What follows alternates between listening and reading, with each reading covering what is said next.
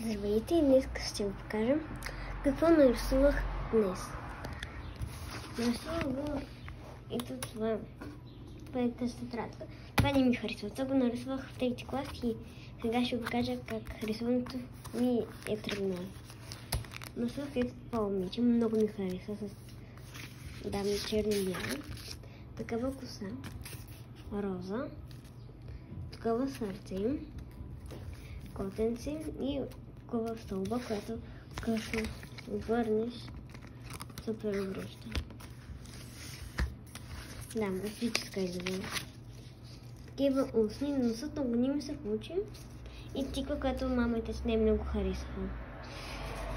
Такова авокадо, амонгас, круша и близалка.